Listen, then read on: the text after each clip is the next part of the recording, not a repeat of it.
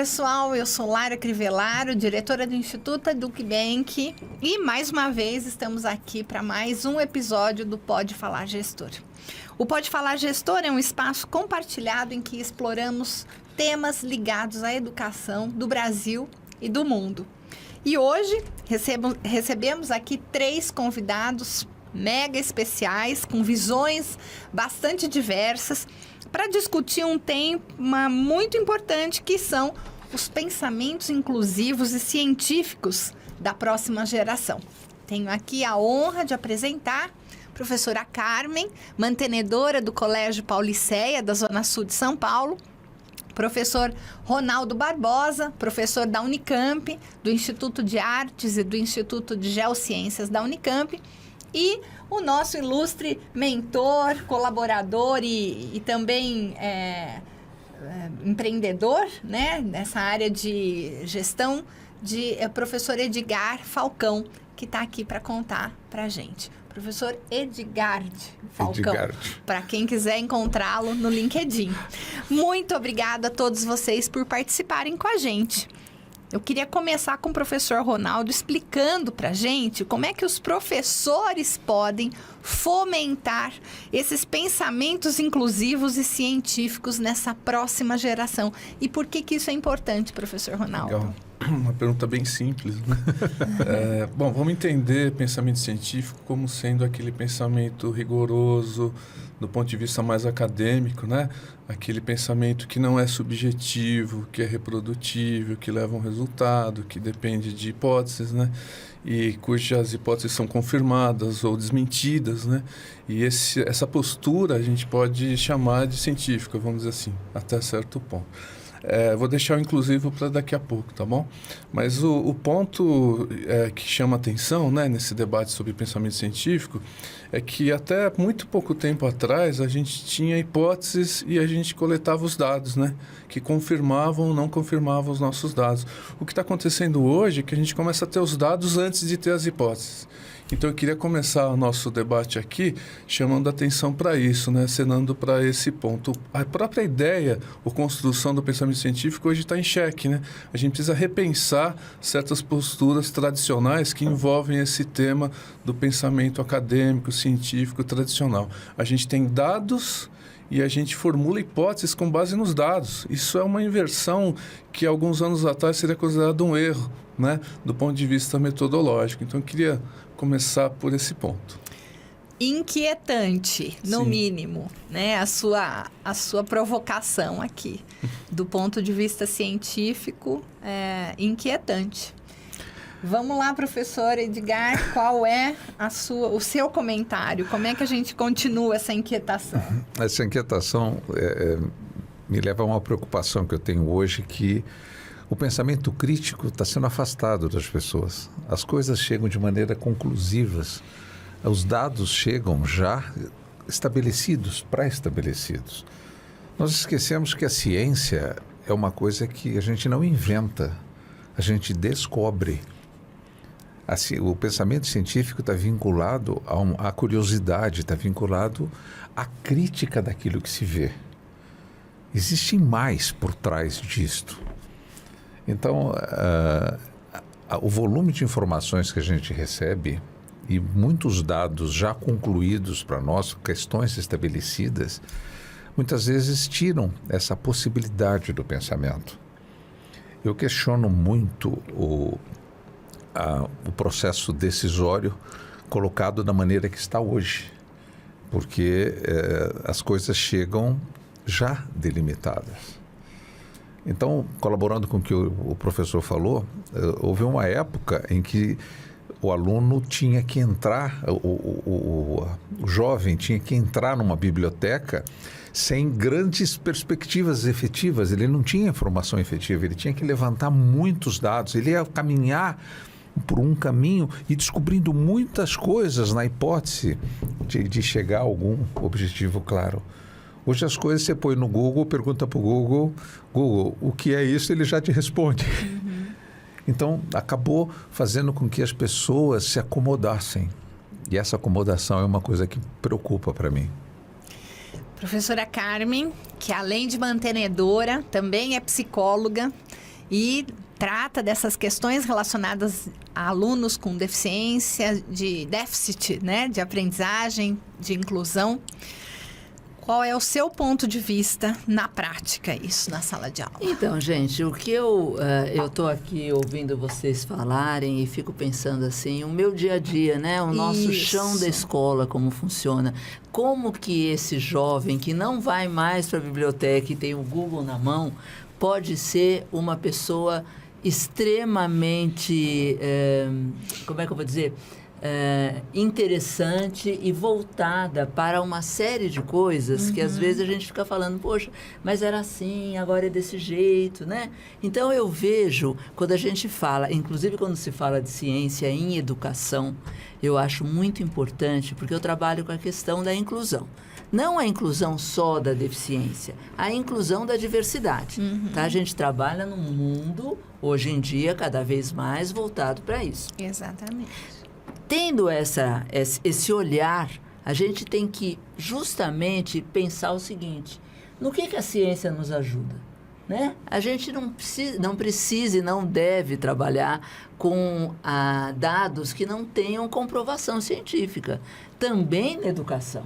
Por quê? Porque tem jeitos e jeitos de trabalhar esse processo educativo e que está muito voltado às comprovações no sentido de ter uma fundamentação científica. Então, pensamentos inclusivos, eu acho que ele tem que ser fomentado desde que a criança é muito pequenininha, né? Eu diria até no próprio gerar dessa criança, no próprio seio dessa família, porque nós estamos num mundo que é de todo mundo. Cada vez mais esse mundo é de todo mundo. E essa informação que a gente tem é uma informação que hoje você tem acesso a muita informação. O que você vai fazer com ela? Concordo com você. Entende? Quer dizer, aí vai variar de um lado para o outro.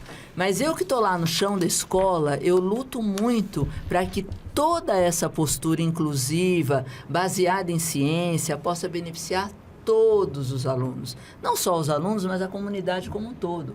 Pais, professores, educadores, todos nós crescemos com a inclusão, né? Então, falar de inclusão para mim é falar de filosofia de vida, é falar mais do que uma ação educacional, né? Então, eu vejo, assim, que a gente está aí numa direção que vai depender da gente. Fazer isso uma coisa muito bacana ou não, né? Mas, então, sem dúvida, é um desafio inquietante. É um desafio, né? Sem dúvida. Há uns 10 anos atrás, acho que mais de 10 anos, talvez uns 15 anos atrás, esse professor que está aqui teve um objetivo na mão. Como é que nós fazemos com que os nossos alunos de pós-graduação na época, como é que nós fazemos com que esses alunos não pergunte para o Google e o Google responda de uma maneira absolutamente aleatória? Como é que eu consigo coordenar esse processo de pesquisa dentro do mundo digital da mesma maneira que nós coordenávamos nas bibliotecas, por exemplo? E o professor Ronaldo desenvolveu um projeto, que é parte da tese dele de mestrado, que ele fazia, eu vou pedir para ele explicar rapidamente, mas como é que funcionava? Quando ele tinha que fazer uma busca, uma pesquisa científica, como é que ele fazia? Não, puxa, isso dá muito pano para manga, né? Mas acho que o ponto é que boas perguntas você não encontra respostas imediatistas, né? Você encontra para perguntas para obter dados, digamos assim, né? Perguntas complexas, você não vai obter respostas tão diretamente. Então, a gente buscou artifícios que fizessem com que o aluno consultasse várias fontes diferentes e ele cruzasse essas fontes, né? Então, por exemplo, para entender um conceito complexo, tal como gestão do conhecimento, né? Ele tinha que assistir um filme, ele tinha que ler um capítulo de um livro, ele tinha que entrevistar alguém, né? Isso para ele formar uma ideia de gestão do conhecimento, né? Tinha que apelar à própria experiência dele, né? Então, acho que esse é um ponto importante. As respostas estão... E visitava sites específicos, né? Gente, olha que bacana. E só para completar, o mais importante é que no projeto dele, ele apresentava a conclusão e falava, você tem que chegar nesta conclusão e você tem que andar este caminho. Então havia todo um cerceamento disso, ele podia viajar o quanto quisesse, mas ele não podia trazer a coisa mastigada, porque o projeto era desenvolvido de uma maneira coerente. Não é isso? Eu acho que isso lembra um pouquinho a ideia de aprendizado por equipes, né? Em que você tem... Mas aí tem toda uma discussão, né? De que você tem que ter o mesmo problema para ser resolvido por todo mundo. O problema tem que ser significativo, a solução apresentada tem que ser simultânea, né? Então tem estudos sobre isso bem interessantes, né? Para não ficar simplesmente uma coisa jogada, um roteiro, pura e simplesmente, né? Mas o que a gente precisa, talvez, né? Uma consideração importante... o que ele responde e como é que a gente pode criticar dessas respostas prontas que hoje vêm tão facilmente, né? Desmontar um pouquinho essa ideia, né? Eu fiz uma brincadeira uma vez de pegar um discurso de formatura, porque todo mundo que é professor um dia já fez discurso de formatura. E eu fui descobrindo com o tempo que alguns colegas meus sempre faziam o mesmo discurso de formatura, mas eu perdia muitos dias para escrever o discurso de formatura. Então eu pedi para uma inteligência artificial criar o discurso de formatura, né? E aí o resultado é muito convincente, sabe? Então, dependendo da expectativa que você tem em relação a qualquer coisa, você se convence. Então, a gente precisa também, talvez, atuar no que existe de expectativa em relação, ou da parte do professor e da escola, em relação às perguntas que são feitas, né? Eu não quero atrapalhar, sei que a professora Carmen tem algo para comentar, mas eu queria só colocar mais uma pitada aí no meio dessa discussão que está maravilhosa. Exatamente quais são as competências que a gente precisa desenvolver nos alunos e nos próprios professores para poder chegar nesse resultado, para a gente poder fomentar esse tipo de pensamento. Puxa. Eu ia falar uma coisa que é muito importante, né? Houve uma grande mudança de paradigma, né? Hoje, você tem que ensinar o seu aluno a fazer boas perguntas, né? Ele, até um tempo atrás, e em muitas escolas ainda é assim, né? Você já dava as respostas e ele tinha que reproduzir as respostas, né? Então, hoje não. Hoje a gente tem que ensinar. E isso é difícil. Por quê? Porque o professor não tem essa competência. Entende? Então, nós temos que começar a trabalhar as competências no nosso corpo docente para que a gente possa entrar nessa outra dimensão. E que competências são essas, né? Quer dizer, me vem na cabeça, em primeiro lugar, a socioemocional, né? Que tem, assim, ocupado muito do nosso pensamento, inclusive está na BNCC, né? É colocada ali como uma competência de tema transversal, né? E não é uma coisa simples, não. Né? Então, assim, a gente tem que estar pensando nisso. Nós estávamos conversando lá fora sobre o processo decisório, né? E a importância que isso tem, né? Quer dizer, as pessoas têm que aprender a tomar decisões. E entender que as decisões aqui vão ter reflexos ali. E reflexos na vida como um todo, né? Então, assim, como que a gente pode ensinar e preparar o nosso aluno para isso? Né? E eu digo uma coisa para vocês, eu acompanho, né? E é impressionante como a gente está lidando aí com uma população que é muito rápida para pegar coisa.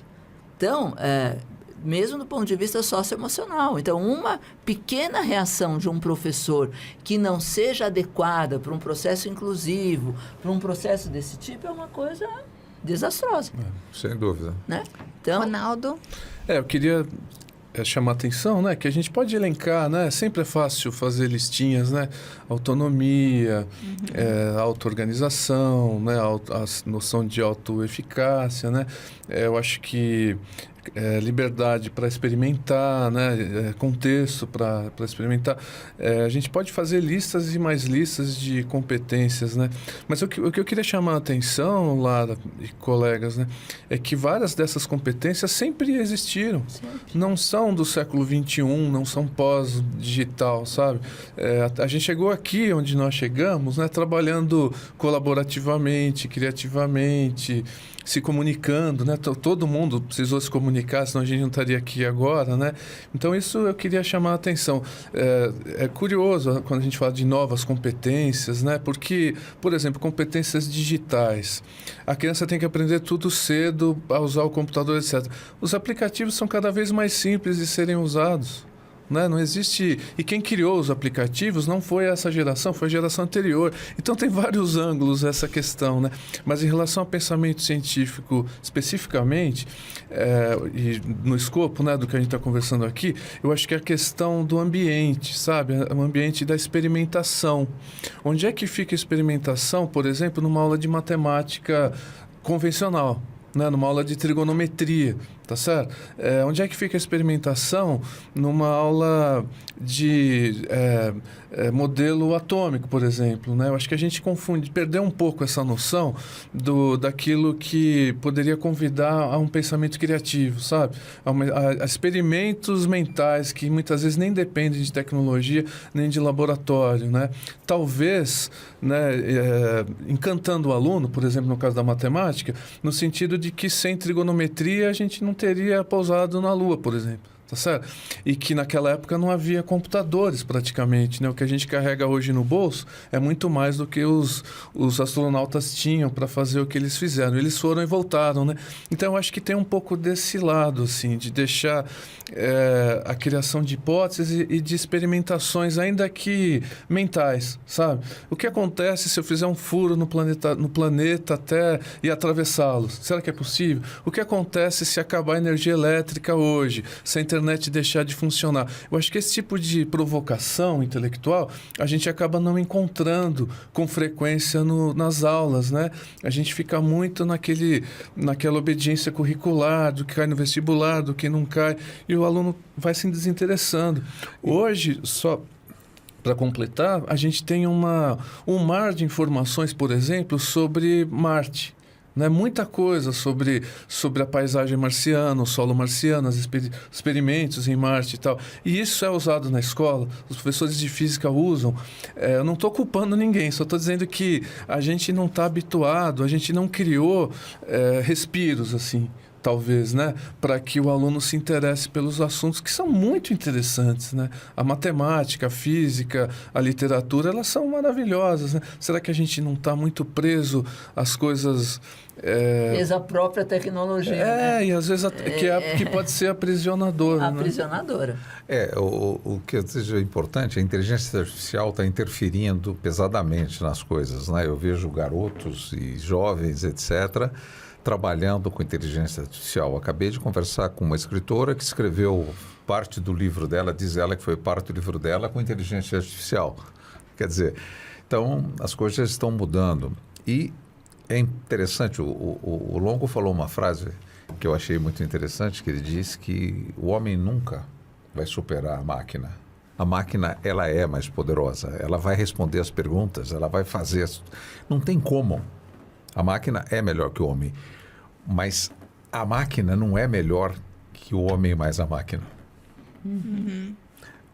Se nós tivéssemos a inteligência artificial lá em 1969, talvez a segurança do homem chegar na Lua seria muito maior. Mas com certeza a máquina nunca teria ideia de chegar na Lua. Sozinha. Sozinha. Então, hoje em dia, a gente começa a olhar determinadas coisas dentro das escolas, etc., e começa a ver algumas limitações. Eu tenho 11 netos. Quer dizer, e esses netos todos estão na escola, e de monte de idades, e todos eles vivem digitalmente. Com 5 anos de idade, ele vive digitalmente. Ele está com... Se deixar, ele passa o dia com aquele óculos de realidade virtual. Então, isso que o Ronaldo está levantando é primordial, porque o que está acontecendo hoje é que há uma substituição do processo de raciocínio. Você falar com um jovem hoje, falar para ele, você sabia que matemática não é uma ciência, é uma linguagem? Você sabia que a natureza inteira é explicada pela matemática? Quer dizer, o que é a física dentro desse processo? Você põe o bom senso na matemática, você tem a física. Mas as coisas não subsistem, tudo começa por ali. Isso está perdido no tempo e no espaço, muitas vezes. E talvez... depois eu queria que você contasse a história do lápis e da caneta, que é bem engraçada, dos astronautas. Lembra dessa história, né? Da história do russo que... Não lembro. Depois essa história é muito engraçada, porque era uma história que eu li na internet. E um dia, eu recebi um pessoal da BBC de Londres. Nós recebemos... Trabalhávamos nisso. Nós estávamos jantando e eu contei essa história para ele. A história é muito simples, que o astronauta, quando estava no espaço, pegou a caneta e a caneta não escrevia no espaço, porque ela depende da gravidade. Então, ele não conseguia escrever. Então, o americano desenvolveu um projeto, gastou $1 milhão no projeto para fazer uma caneta que tinha um sistema hidráulico que funcionava e substituía a gravidade. Enquanto eu falava isso para ele, essa pessoa que eu estava comigo tirou a caneta do bolso com todo cuidado e falou para mostrar a caneta para mim. E eu olhei para ele e falei assim, me desculpa, mas os russos levaram um lápis. E ele falou, mas não guarda a caneta não, deixa eu ver. Boa, né? Essa é muito boa. Foi muito interessante. Pois esse é o perigo, né? Esse é o perigo. É o olhar, né? A forma como você olha para as coisas. Às vezes a gente vai sofisticando tanto que a gente esquece de olhar para o simples, e você né? sabe, Lara, que eu vejo... Eu gosto muito de história da ciência, né? E quando você lê a história dos descobrimentos, dos grandes insights, né? Puxa, é algo que na escola ficaria maravilhoso, né? De se trabalhar. A história, por exemplo, do porquê que a colmeia tem aquele formato, que tem uma razão matemática para isso, sabe? Porquê que o cachorro, quando corre atrás do graveto na praia, ele nunca vai na diagonal, ele sempre corre pela areia, depois ele entra na água, sabe? Ou seja, existe uma matemática, vamos dizer assim, hereditária, sabe? Que nós trazemos na nossa natureza, que os seres todos vivos trazem, né? Eu acho que esse encantamento falta, eu acho, né? Modestamente, né? Não estou aqui para dizer quem está certo ou quem está errado, muito menos de professores, colegas meus, mas eu acho que esse encantamento falta, sabe? Essa beleza que as coisas vêm e trazem historicamente. E acho que o simples, né, Ronaldo? A simplicidade. O simples, né? a simplicidade. A formiguinha não se perde no deserto. Ela sai do ninho, ela se desloca muito e consegue voltar. Como é que isso é possível? A orientação dos pássaros, né? Nos céus, atravessando, às vezes, continentes, né? E aí ter o cuidado de usar toda essa diversidade para trabalhar as tais as habilidades socioemocionais. Né? Quais são elas, Exato. né? A listinha toda e, principalmente, a pessoa conseguir estar equilibrada emocionalmente. Exato. Quer dizer, esse contexto da resiliência, né? Que eu acho que é super importante e é o que atrapalha muito hoje dentro do processo como um todo, né? As pessoas, a gente vê as crianças às vezes muito irritadas, não necessariamente com questões pontuais. Eu estou falando de crianças típicas. Sim. Tá? Claro que tem as crianças que têm as suas questões e tem que se olhar para isso. E aí é o que eu sempre falo, o mundo é de todo mundo e a gente pode crescer com isso no dia a dia da gente. Mas e essa criança que não tem questão nenhuma e que não tem a menor paciência com a vida aos 5 anos de idade? Né? Desinteressada pelas coisas, né? Pois é, entendeu? Então a gente precisa olhar para isso. Como a Lara falou, simplicidade, né? Olhar sem olhar com aquele olhar, como é que eu vou dizer, de entender o que está acontecendo realmente, né? E não sofisticar, montar a caneta toda, gastar $1 milhão. E no final podia resolver com uma coisa muito mais simples, né? Carmen, instigar a curiosidade, né? Pois a gente perde isso, ocupar a criança. Porque não tem, eles ficam sem repertório comportamental. Exatamente. Eles ficam limitados com aquilo. Então precisa ampliar esse repertório. Ocupar criatividade, ocupar a cabecinha deles. Eu vejo muito curiosidade, isso. Né? Muito bom, gente. Esse podcast, sem dúvida, está sendo muito rico aqui, né? E nós estamos falando de ciência. Eu acho que é um assunto que tem hora que a gente tem que dar alguns passos atrás para poder ir para frente. Sim. E a gente está chamando atenção exatamente para isso, né? Como é que esses pensamentos podem ser aplicados na prática? Vamos tentar prática trazer... eu acho que assim, como é que a ciência pode dar mais certeza para os nossos alunos, confiança, né, a respeito das informações? A gente está vivendo um momento recente no Brasil, agora Estados Unidos vai viver esse ano de eleições e tudo que parecia tão simples, tudo que parecia tão certo, de repente ficou incerto, né? A gente passou a duvidar de coisas tão básicas, né? E tão... que nos deixa abismado, né? Como, por exemplo, a questão de uma vacina, se ela vai fazer bem ou mal para a vida das pessoas. Até então, a gente vinha num crescente da ciência, e não é à toa que nós chegamos aonde chegamos hoje, nessa expectativa de vida, que aumentou muito em termos de qualidade, em termos de idade esperada produtiva das pessoas. Mas aí as pessoas começam a olhar para trás e falar, não, isso é desnecessário, né? A medicina, a tecnologia, não, meu avô viveu tantos anos e não tem... Voltando para o natural, né? Como é que a gente agora faz com que a ciência possa, de novo, ocupar o lugar de respeito que ela precisa com essa crise toda? Eu queria dizer o seguinte, se nós voltarmos no passado, as pessoas se preocupavam com um conhecimento amplo. Havia uma amplitude na busca do conhecimento. Basta dizer que, se voltarmos aí na Idade Média, na vida dos filósofos, por exemplo, quem era filósofo era médico, era astrônomo, era engenheiro, ele era tudo. Ele tinha toda uma formação. A ciência não tinha sido compartimentalizada. Exato. Ainda, né? Isso aconteceu, se a gente for observar na história, um dos fatos que fez isto mudar foi a primeira Revolução Industrial, quando o homem apareceu a máquina a vapor, o homem deixou de usar o braço dele, ele teve que buscar outras opções na vida. Ele começou a poder, eu não posso mais, a minha força, as empresas, a vida não precisa mais de mim. Eu preciso agora começar a usar o intelecto. Aí começou a haver um processo de especialização. Quando começou esse processo de especialização, houve uma certa acomodação dentro disso tudo. E essa acomodação parece que despertou no começo do século XX e começaram as pessoas a se especializar. Hoje em dia nós temos muitas especialidades. Quando eu fiz engenharia, me formei em 1978, haviam 5 engenharias na Mauá. 5 engenharias. Hoje tem 20, 25 engenharias diferentes. Mas isso é bom ou é ruim, professor? Não. A verdade é que não é uma coisa de ser bom ou ruim. É uma coisa necessária. Porque para que alguma coisa cresça, alguém tem que se preocupar com aquilo. Com o detalhe. Com o detalhe. Porque aí é que cresce, é assim que aparece a ciência. Porque aí eu começo a descobrir aquilo que já existe. A Terra já era redonda antes da gente saber.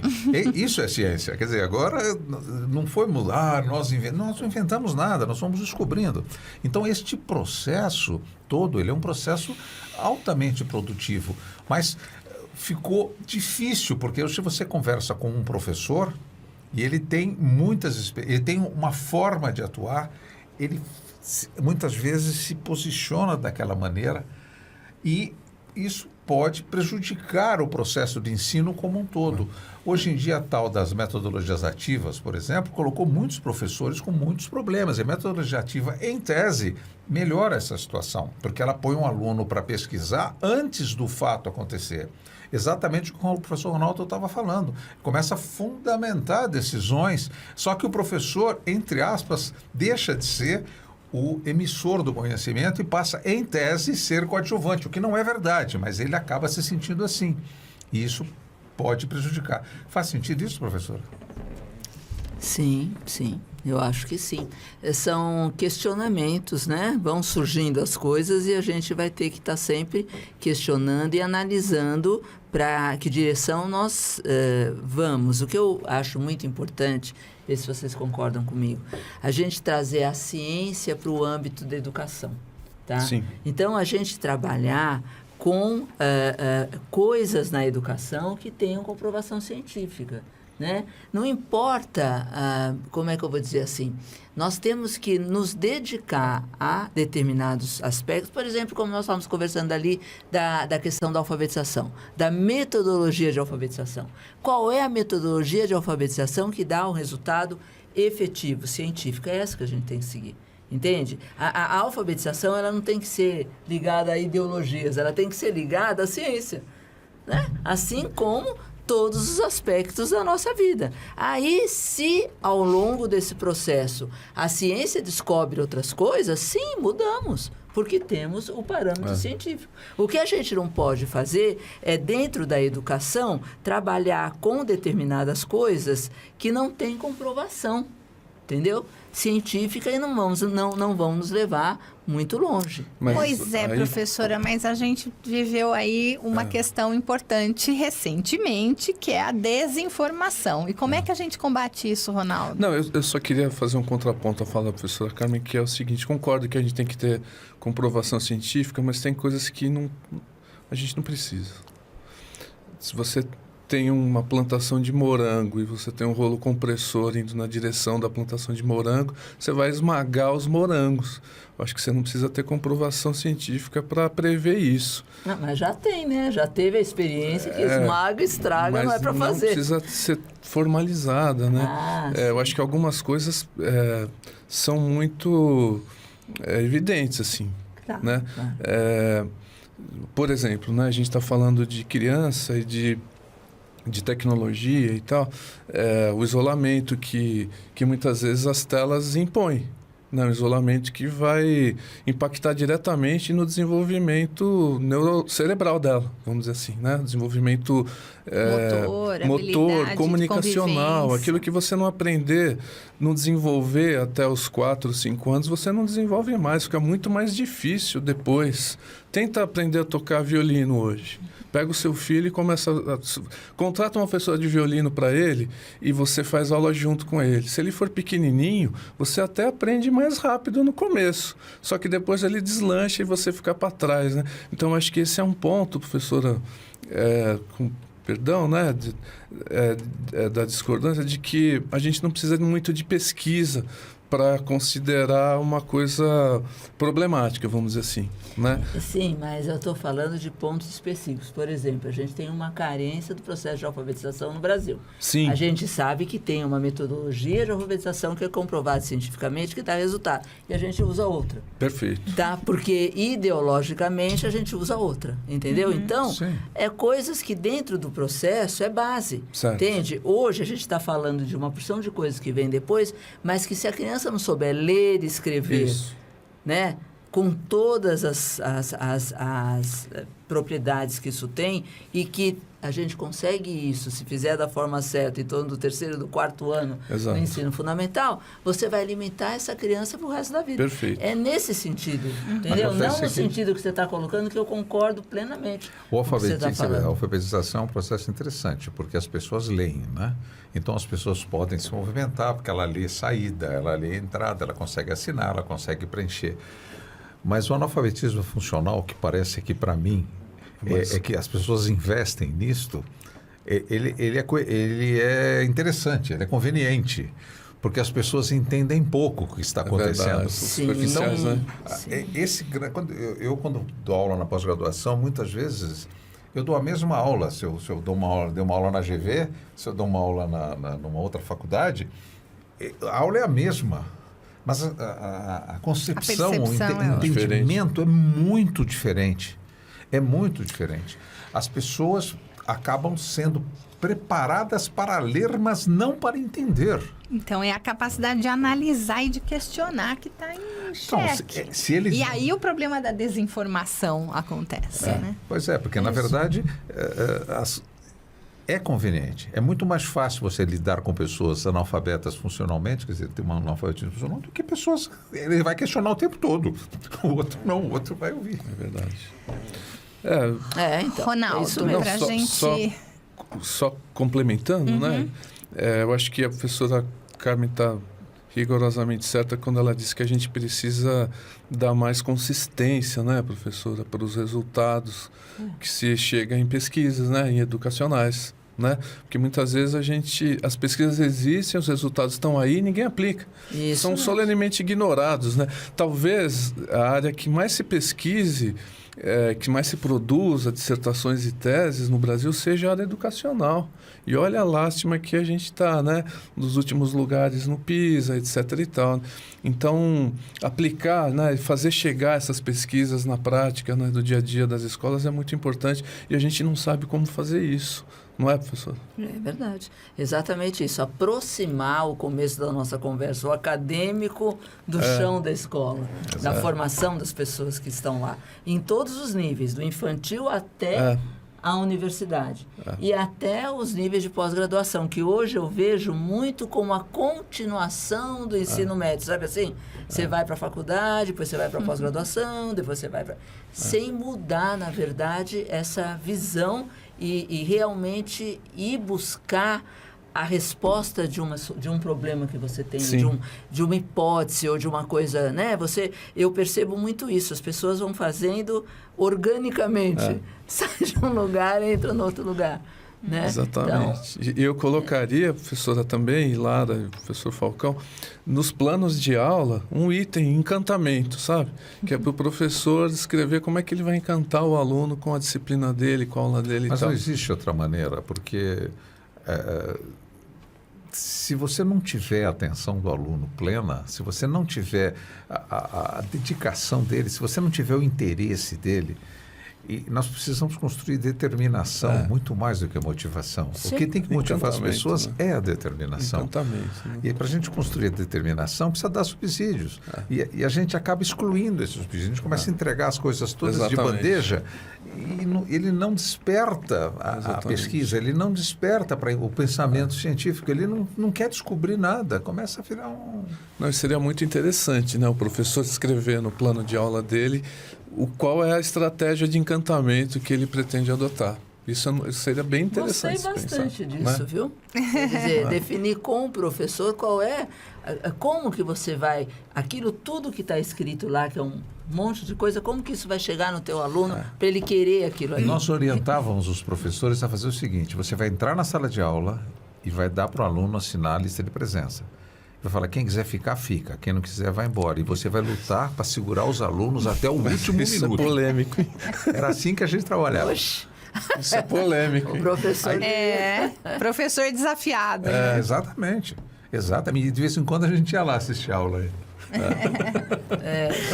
Gente, muito bom. Eu acho que é assim um podcast muito instigante, como falamos desde o começo, e acho que de grande valor para todos os que estão nos assistindo, porque sem dúvida nenhuma a gente precisa ser incomodado, né? A gente precisa sair do conforto, muitas vezes, do que a gente acredita que nós estamos fazendo, e o professor, ele precisa muito ser incomodado, né? Porque é esse movimento, né, que vai fazer com que a gente melhore dele, né? e chegue a grandes resultados. Verdade. Ou a melhores resultados.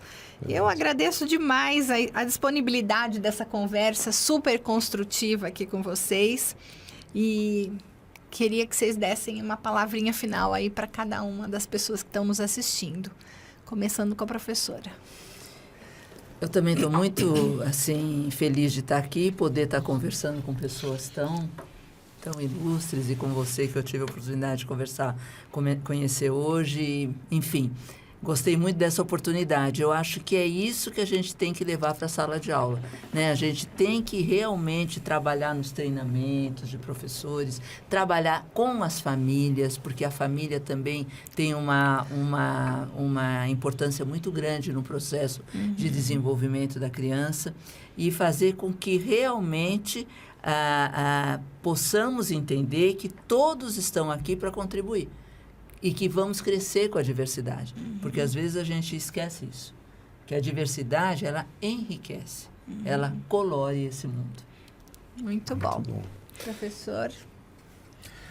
Bom, de qualquer maneira, foi uma oportunidade muito interessante. Principalmente despertar umas ideias novas, né? Quer dizer, às vezes a gente lê tanto, estuda tanto, conversa tanto, mas hoje a gente deu uma centrada, sabe que eu saí daqui já com uma série de ideias que eu quero dar uma pesquisada. Opa, que bom! Então, eu agradeço a oportunidade, o convite, estou à disposição, se quisermos conversar novamente. Foi muito bom. Muito feliz. Muito obrigado. Obrigada. E professor Ronaldo, por favor, sua mensagem final para esse tema provocativo de hoje. Obrigado, Lara, Falcão, professora Carmen. Foi um prazer estar aqui. E falar de educação sempre é muito bom, né? Sempre é muito bom. Eu parei o meu carro aqui na frente do estúdio e tem uma escola do outro lado da rua, não sei se você já reparou. Eu não resisti, eu atravessei a rua, fui lá conversar com o porteiro, dali a pouco eu estava andando dentro da escola. Descobri um monte de coisa sobre a escola, né? Então, eu acho que a gente tem essa missão, né? Nós, professores, né? A gente tem que buscar e descobrir, né? Seja cientificamente, intuitivamente, mas o que funciona, né? O que pode funcionar. Os alunos estão pedindo socorro. Eles estão pedindo socorro, às vezes, silenciosamente, sabe? A gente tem uma taxa de evasão brutal em todos os níveis de ensino. A gente tem professores muito insatisfeitos. O desempenho, né? Nos exames nacionais, internacionais, pífios. Né? Então, a gente tem todos os indicadores de que há urgência. Né? A gente tem educação na UTI. E estar aqui conversando, né, trocando ideias e tal, é bem bacana, tá? Eu acho que, como o professor Falcão disse, dá vontade de estudar mais para poder falar mais e melhor da próxima vez. Eu acho importante também a gente salientar a ação do EducBank, né?